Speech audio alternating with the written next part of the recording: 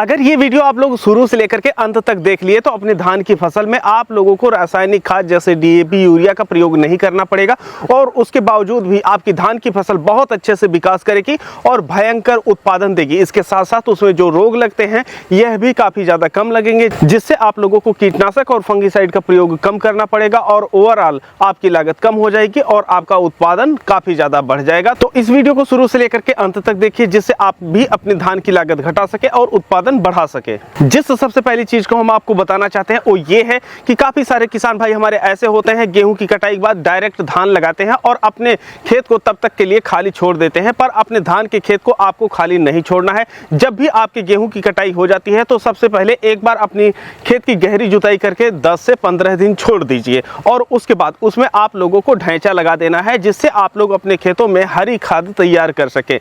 अब जो आपका ढैंचा होता है, जब आप लोग बुआई करते हैं तो यह 40 से लेकर के 50 दिन में तैयार हो जाता है और उसके बाद जब यह 5 फीट से लेकर के 6 फीट के आसपास हो जाता है तो उसके बाद अपने खेतों में जुताई कर दी जाती है और उसके बाद खेतों में पानी भर दिया जाता है। अब आप लोग सोचेंगे कि आखिर इससे होता क्या है, तो देखिए, जो ढैंचा होता है इसका पौधा आपके खेत में नाइट्रोजन की मात्रा को काफी ज्यादा बढ़ा देता है और जो धान की फसल के लिए सबसे जरूरी पोषक तत्व होता है वह नाइट्रोजन ही होता है। ज्यादातर किसान भाई नाइट्रोजन के सहारे ही, यूरिया के सहारे ही धान की खेती करते हैं। तो ऐसे में आप लोगों को अपने धान के खेत में यूरिया का प्रयोग या नाइट्रोजन का प्रयोग नहीं करना पड़ेगा।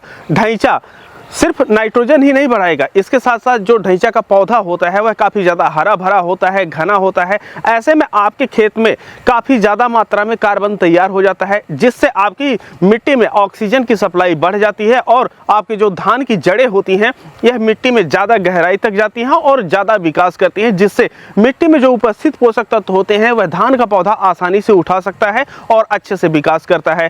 तो ढैंचा लगाने से एक ही फायदे नहीं होते हैं, आपके खेत में जो किसान मित्र कीड़ों की संख्या होती है यह भी बढ़ जाती है। तो जब आप लोग गेहूं की कटाई कर लेते हैं तो उसके बाद अपने खेतों को खाली नहीं छोड़ना चाहिए, उसमें ढैंचा लगा देना चाहिए। अगर आप ढैंचा नहीं लगाना चाहते हैं तो क्या करें, तो देखिए, ऐसी परिस्थिति में आप अपने खेत को गहरी जुताई करके वैसे ही छोड़ दीजिए। इससे क्या होगा कि जो सूर्य से आने वाली किरणें होती हैं, जिसको सोलराइजेशन बोलते हैं, इसके जरिए आपकी मिट्टी एकदम गर्म हो जाती है, जिसकी वजह से उसमें जो भी फसलों को नुकसान पहुंचाने वाले कीड़े होते हैं इनकी संख्या काफी ज्यादा कम हो जाती है। और इसके साथ साथ मिट्टी में जब आप पानी लगाते हैं तो मिट्टी पानी की सोखने की क्षमता को बढ़ा लेती है, जिससे वह काफी ज्यादा पानी इकट्ठा करती है और जो आपकी धान की जड़ें होती हैं उनका विकास करवाने में भी मदद करती है। तो गेहूं की कटाई के बाद अगर आप लोग तुरंत काम करते हैं तो तुरंत 10 से 15 दिन ये प्रक्रिया कर सकते हैं। इसके बाद ढैंचा लगा सकते हैं और उसके बाद जून लास्ट तक आपका खेत खाली हो जाएगा, हरी खाद तैयार हो चुकी रहेगी। अब आप धान लगा सकते हैं। पहली चीज हम मान के चलते हैं कि आप अपने खेतों में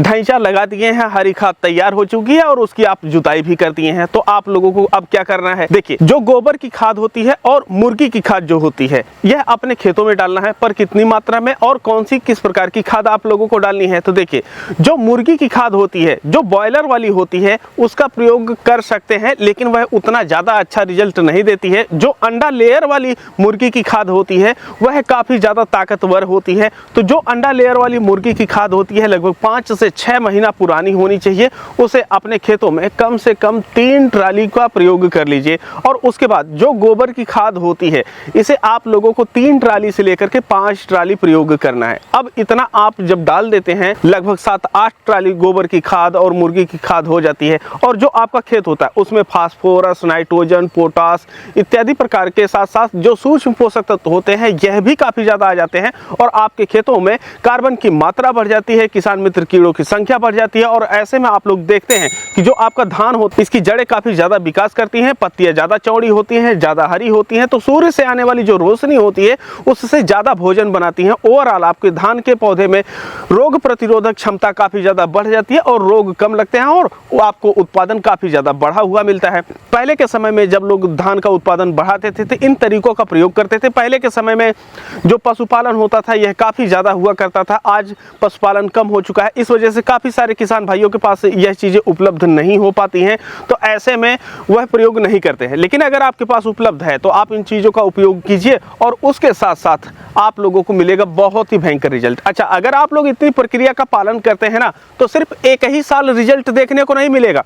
अगर यही प्रक्रिया आप दूसरी साल करते हैं तो जहां पर 5 से 7 ट्राली, 8 साथ ट्राली गोबर और मुर्गी की खाद प्रयोग करनी पड़ रही है, अगली फसल में या अगली साल आपको सिर्फ 2 से 3 ट्राली गोबर और मुर्गी की खाद प्रयोग करनी पड़ेगी, क्योंकि आपका जो खेत है यह पहले से ही मजबूत है। क्योंकि कई सालों से आप डीएपी यूरिया का प्रयोग करते करते जो आपके खेत की आत्मा होती है, आंत होती है, यह काफी ज्यादा खत्म हो चुकी होती है। जिसके पास उसके पास बैकअप नहीं होता है तो आप सिर्फ डीएपी यूरिया प्रयोग करते हैं। लेकिन जब आप गोबर की खाद, मुर्गी की खाद, हरी खाद लगातार प्रयोग करेंगे तो इसकी मात्रा धीरे धीरे घट जाती है। एक चीज और आपको बताएं कि अगर गोबर की खाद और मुर्गी की खाद आप लोगों को नहीं मिल पाती है तो जो किसान भाई चीनी मिल के आसपास रहते हैं तो वहां पर जो गन्ना प्रेस मेड होता है उसको ला करके, सड़ा करके वह भी प्रयोग कर सकते हैं। लेकिन ध्यान दीजिए कि जो गन्ना प्रेस मेड होता है वह काफी ज्यादा ताकतवर होता है, जिसकी वजह से आपको अधिकतम 3 ट्राली एक बार में प्रयोग करना चाहिए और उसको भी कम से कम 6 महीने सड़ा लेना चाहिए। अगर डायरेक्टली आप प्रयोग करते हैं तो ऐसी परिस्थिति में जो आपकी फसल है यह खराब हो सकती है, तो इस चीज का आप लोगों को ध्यान रखना है। तो ये थे कुछ ऐसे तरीके जिनको अपना करके आप अपने धान की फसल का उत्पादन बढ़ा सकते हैं और लागत को घटा सकते हैं। इसी तरीके से अगर आप लोग और भी फसलों के लिए लागत घटाना चाहते हैं, जैविक चीजों का ज्यादा से ज्यादा उपयोग करना चाहते हैं, उन समस्याओं को खत्म करना चाहते हैं जो रासायनिक चीजों से आती हैं, तो इसको ध्यान में रखते हुए हम एक किताब लिखे हैं जिसमें 101 प्रकार के जैविक उर्वरक, कीटनाशक और फंगिसाइड घर पे तैयार करने एवं उनके उपयोग करने के तरीके बताए गए हैं। यह किताब आप लोगों को 101 रुपए में मिलती है, पीडीएफ में है, हिंदी अंग्रेजी दोनों में उपलब्ध है। दिए गए नंबर पे पेमेंट कीजिए और किताब तुरंत आप लोगों को मिल जाती है और आप अपने मोबाइल में उसको पढ़ करके अपने खेतों में 101 प्रकार की जैविक चीजें घर पे बना करके उपयोग कर सकते हैं। बाकी हम मिलते हैं आप लोगों से एक नई वीडियो में, तब तक लिए चलते हैं। जय जवान जय किसान।